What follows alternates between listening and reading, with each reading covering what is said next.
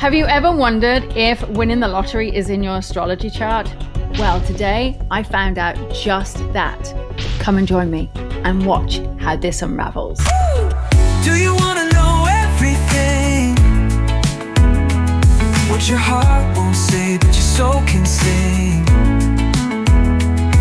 From love to loss and the space between, she's got the light to lift the unseen.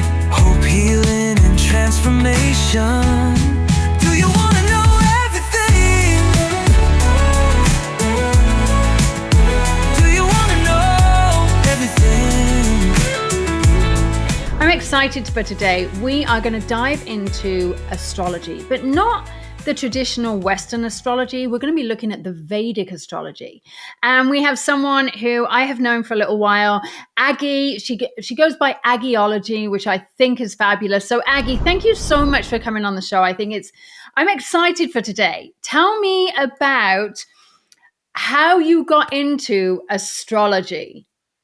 Yes. Hi, Lisa. I'm so happy to be here. We are actually recording during Mercury retrograde, but hopefully everything all will go smoothly. All be fine.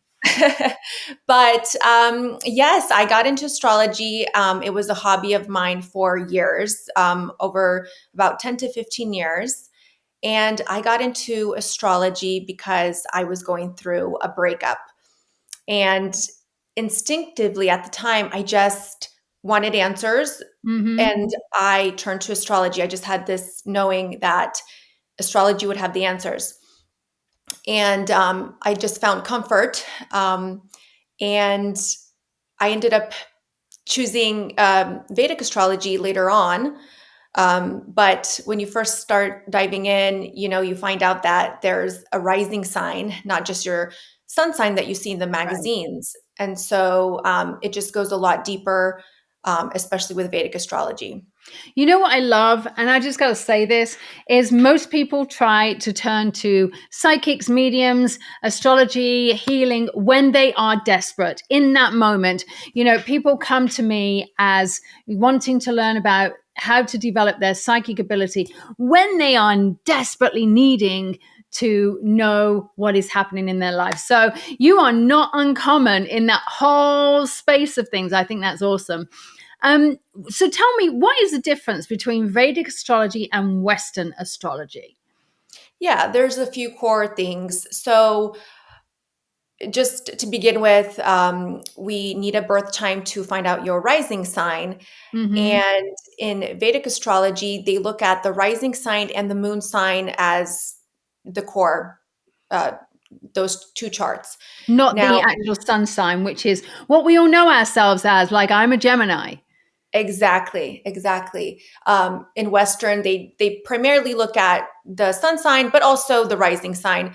But with Vedic astrology, the main difference is that there's a gradual precession of the equinox over time. And so right now, there's a difference of about 23 degrees in zodiac. And so, that's a big difference because the whole one zodiac is 30 degrees. And so it almost shifts by a whole sign. And so this is part of a reason why people don't resonate as much, maybe to Western. But it's also because they're not looking at their rising or moon sign. They're looking primarily on their sun sign, So let me ask you a question. If somebody is born right now, okay, because obviously if you said that things can shift. So somebody who is born on a certain day, let's say is a Libra, could actually be then a Virgo or the different signs. So it's very different in Vedic astrology. Is that right? Yes, exactly.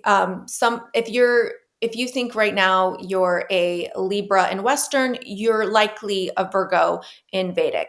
Okay, so now from what I understand, Vedic astrology is practiced in the Indian religions like Hinduism and things like that. Is that right? Because I know a lot of people.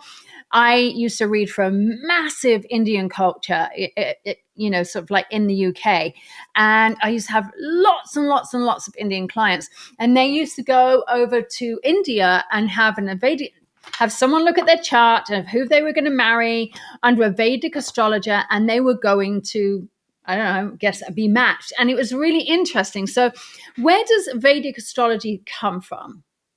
Yes, from Vedic scripture in India, and and because there's also sidereal astrology, which essentially is Vedic astrology, but not the Indian part of it. So, um, I mean, just going on, it's almost like a different language as well, because it is the Indian tradition, but it comes from a scripture from these sages that got this information, and so, I definitely feel like it tracks. That's the most important thing, right? Why I've been doing this for years, because it's once you know what you're looking at and you're aware, you see yourself in your chart.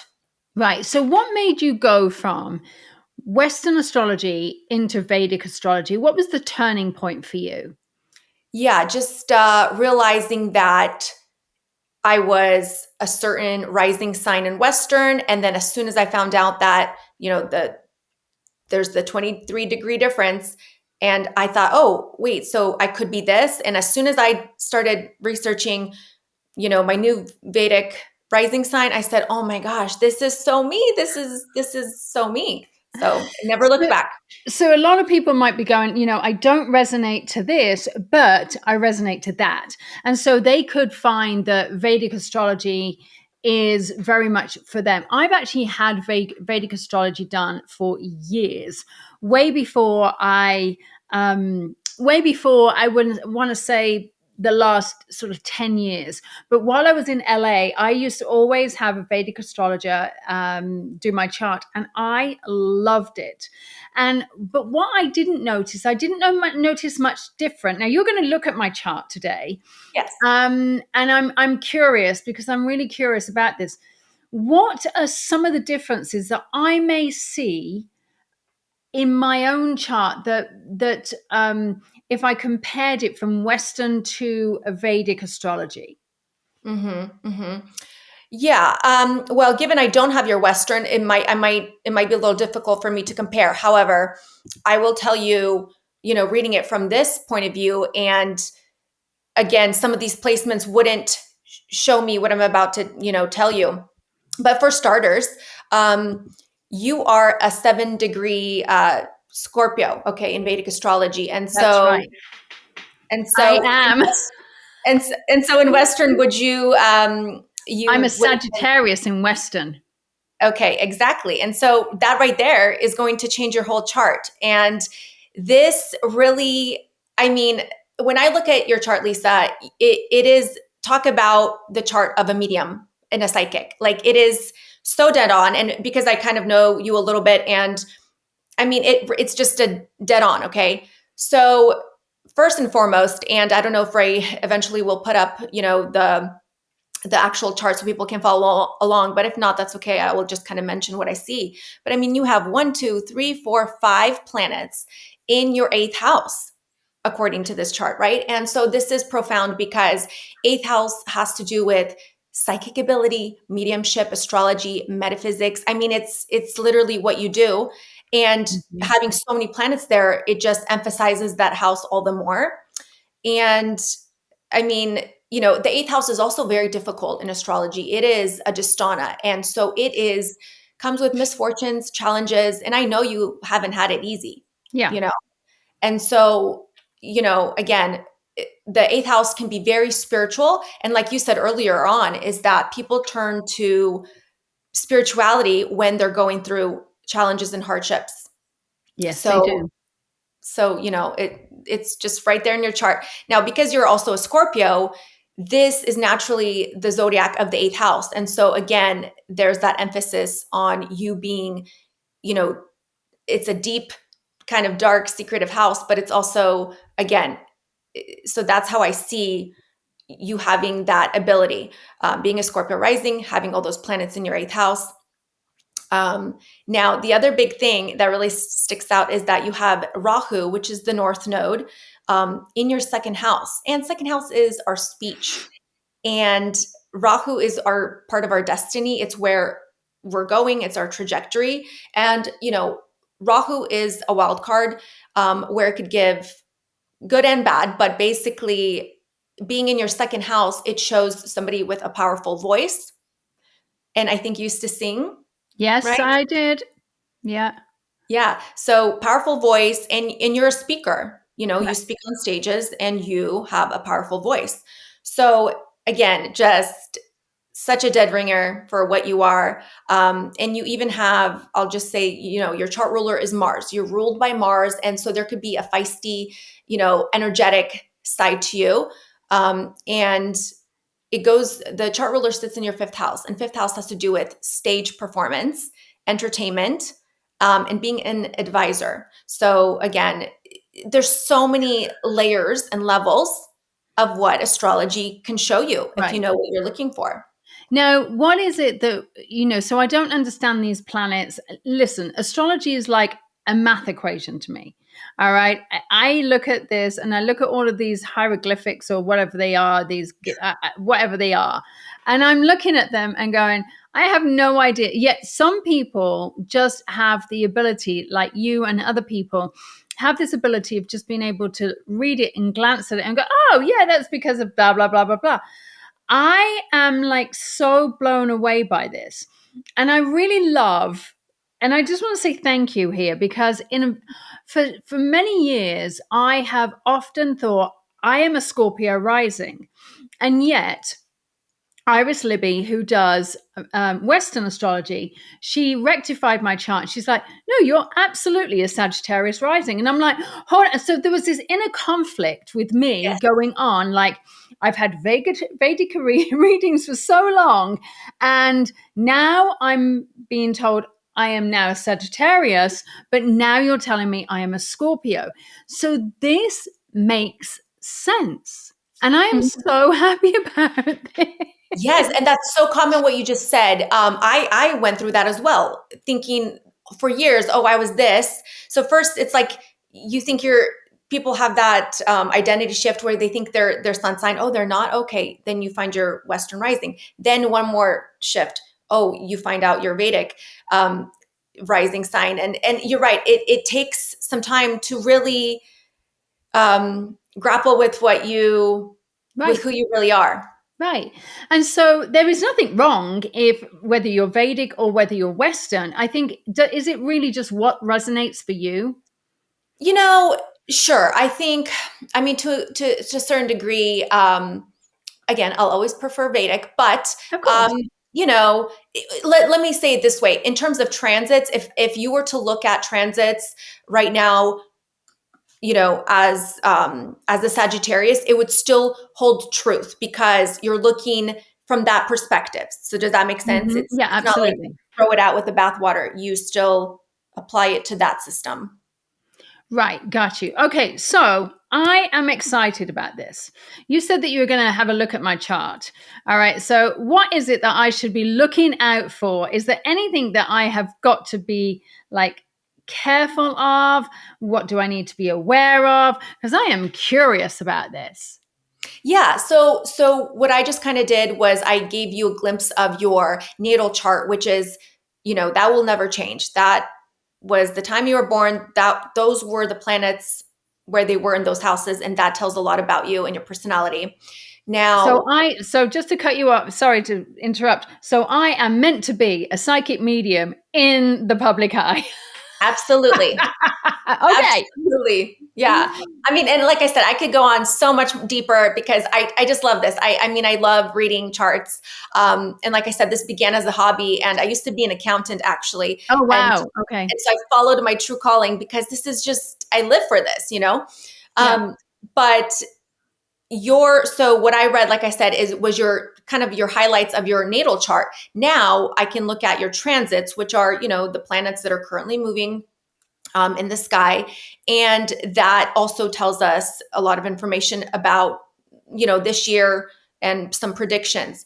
So, for instance, this year we had very pivotal changes happening because we had four planets change signs. So the nodes, and they travel together, they changed in May.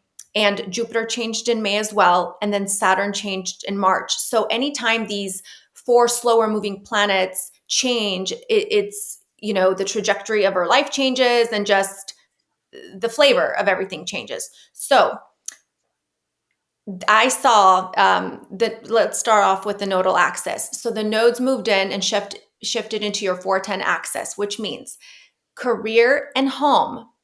There was going to be changes in career and home, and I thought, oh, is Lisa going to move?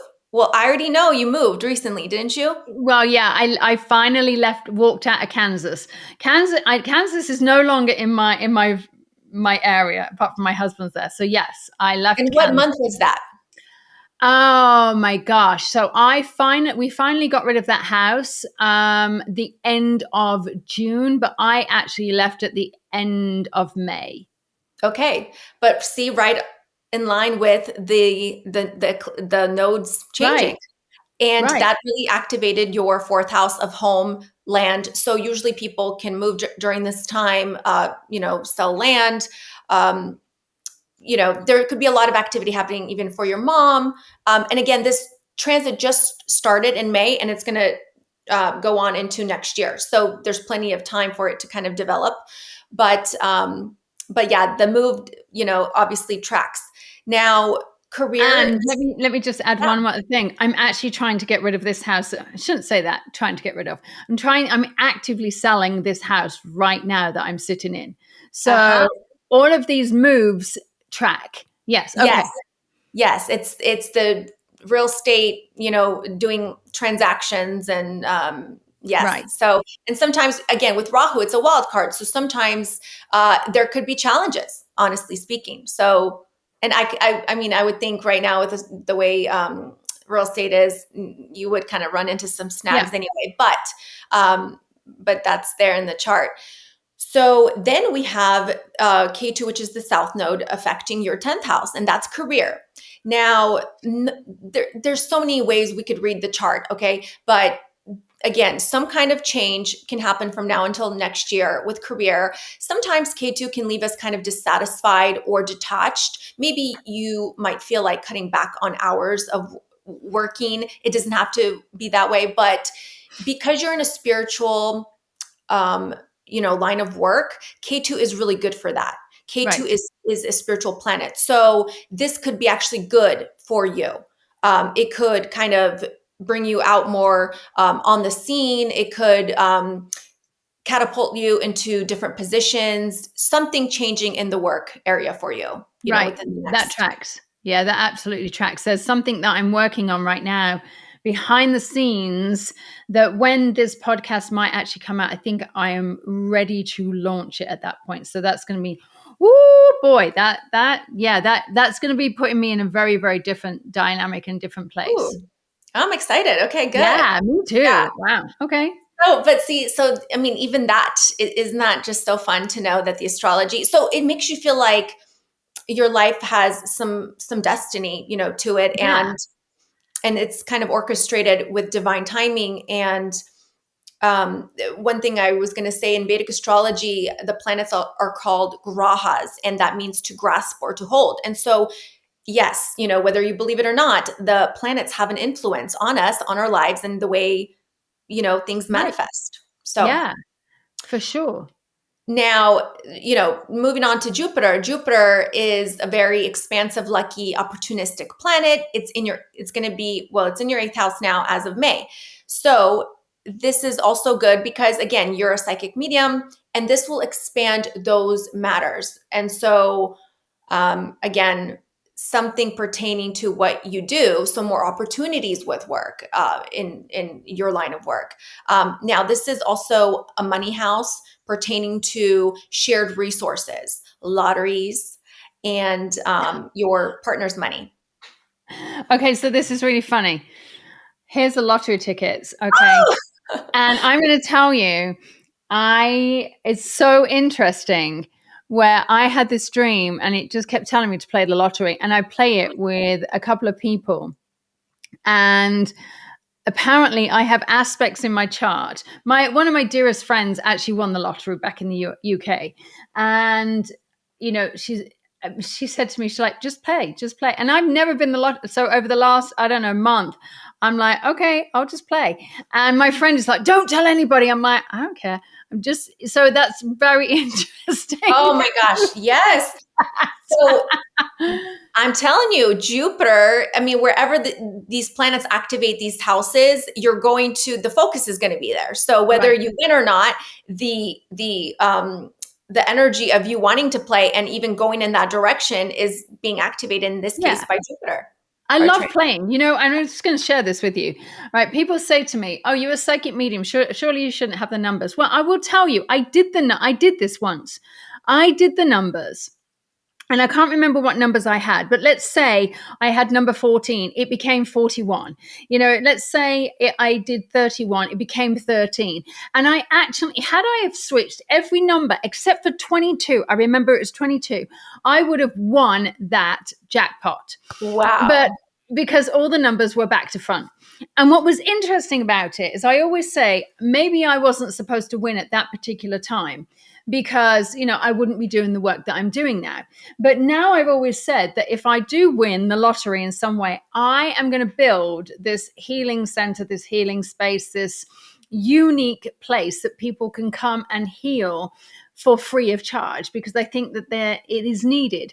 So anyway, now I think I would be in a much different place to actually, embrace that.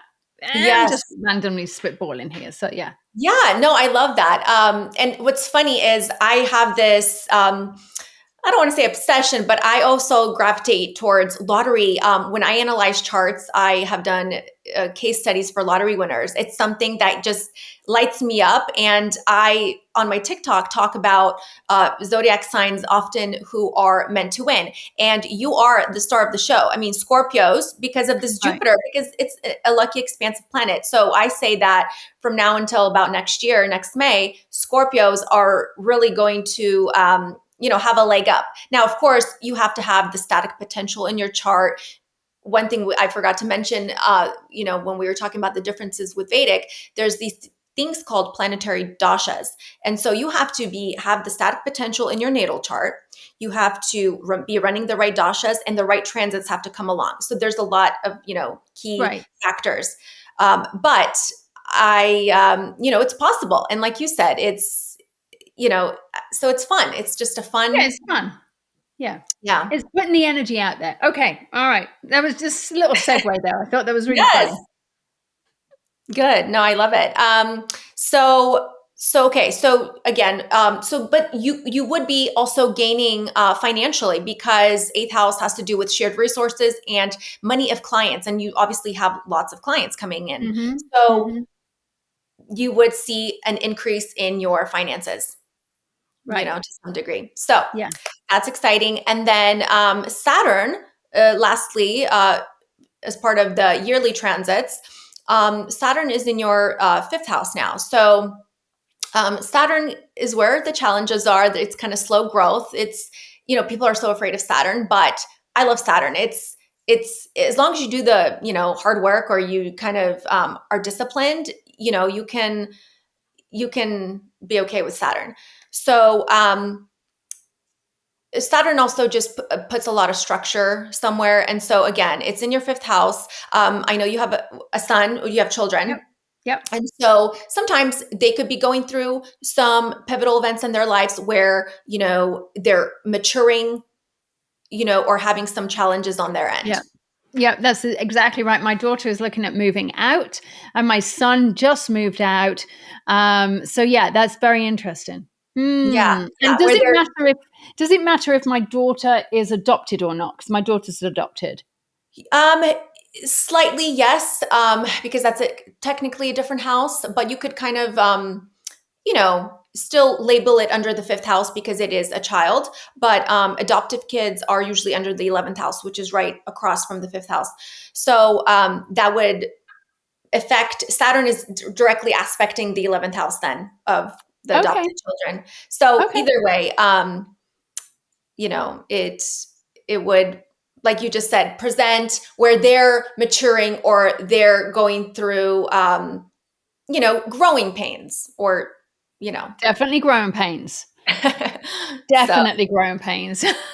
yeah, but this is why, and I mean, that was just a really quick snapshot, but I mean, this is why I think everyone should get, yearly transit readings just to be Right. aware of what the planets are doing, because you can then, prepare and plan. And I mean, this is why I've been doing this for so long, because don't you feel like it's a little bit of a leg up? It just, Oh, yeah. And I think it's being forewarned. I think it's being forewarned, knowing what's coming up. And I know that we're going to talk about some upcoming eclipses that are happening in September, which I think is really important. But I think being forewarned gives you the ability. And also, if you're anything like me, I've really been going through this massive, I think, identity of like, what is it that I do? Am I supposed to be doing this?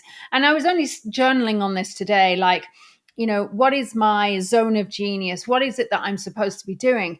And the fact that you talked about, mediumship and speaking and everything else actually goes in line with everything that I was journaling about today. So I thought that was really powerful. So, and I do think, being able to have, like, just being forewarned changes everything. So let's talk about what's coming up you said in the September eclipses. So what is happening in September that's so important? yeah. So like I said, this was a pivotal year because the four major planets changed that we look at for yearly transits. And now the next, exciting thing is the eclipses. And I love eclipses. I mean, they happen, there's usually about four eclipses a year. So it's not anything, extraordinary per se, but it's always, it's a little chaotic with eclipses Right. because it's turning points, and things kind of have a domino effect. And with one event happening, it could just topple over and, like I said, change the whole trajectory for some people. Not every eclipse is going to be as intense for you every time, because that would be a lot. But some are more potent than Yeah. others. And I got to tell you, back in 2017, it was August. We had the Great American Eclipse, new moon solar eclipse, I believe. And it was a total lunar eclipse, or I'm sorry, total solar eclipse. And it was just a potent eclipse. Well, as an example, that was a big eclipse for me, because within that short time frame, by Labor Day, I found out, I got the biggest shock of my life, and I found out that I was pregnant. Oh, wow. And, it was, to me, it was a big shock. To some people, it could be, well, the point is that for me, it was big, but it was, so eclipses bring in fated, destined events that sometimes, again, they're destined for you. And I didn't even know if I was going to be, if I wanted to be a mom ever, but it happened. And I'm shocked at how much I am meant to be a mom, and Right. I wouldn't have known that with this eclipse, and it was just very fated. But it changed the whole trajectory of my life. I quit my job, in corporate, and I became a stay-at-home parent. And and we bought a house. And so there was just so many domino things that happened. And Right. that's what I'm talking about. For some people, it could just be a very potent eclipse that changes everything in your life. Even, like I said, the lottery wins. I mean, just big, exciting things can happen. And if it's not happening in your life, you're going to see it around happening to other people. There's going to be milestone things happening for other people. Right. So in September, we have the full moon lunar eclipse on September 7th. And then on September 21st, we have the new moon solar eclipse. And basically from the 7th to the 21st, that's usually what's called eclipse season. But I like to always take it even a few weeks back, forward and back. So as soon as August, we can start to feel and see pivotal shifts, and, changes happening that soon. And then the effects kind of last even up to 6 months. So from this eclipse to the next year's eclipse, we could also see changes. But it's very exciting. Like I said, it's a lot of turning points, and it could be a little chaotic. Right. So let me ask you, obviously, if we are sensitive to energy is one thing.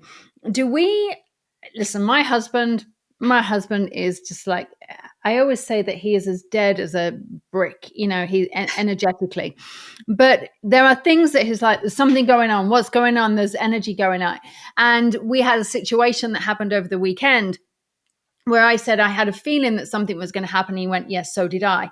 And he senses shifts in the energy. And I say it to all of my students. I'm like, listen, around a full moon, I struggle to do a reading. And when it's a full moon, I'm like, I get a little bit, I can do a reading. I'm still really good, but it's harder on me. I feel like emotionally I'm really tugging and pulling, and it's an effort. Whereas before it's like, I can just do a reading. But do you find that energetically you actually start sensing it before you even know what's actually happening?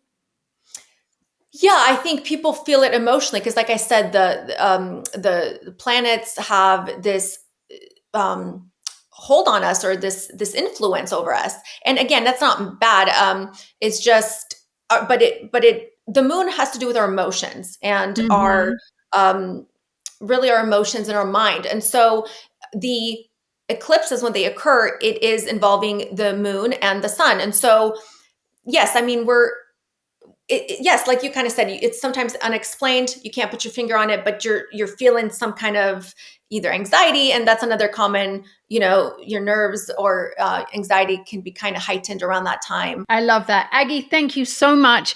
And I'm going to encourage everybody to really look at the Vedic astrology as well. As I said, I've traveled all over the world. I have had a Vedic astrology done. I've had Western done. Neither one is better than the other, but it's what you resonate with. And so I just want to say thank you to Aggie for bringing it back into my awareness, back into my attention. And to all of you listening at home, these are just tools that can give you hope and healing and transformation to really help you get the best out of your life. What we have to realize is that our energy starts with us. We then can start, creating this ripple effect out into the world. So look at ourselves, look and use these tools. These tools are here to guide you. My name's Lisa Williams. Thank you for joining me on Hope, Healing and Transformation, and I'll see you all next time.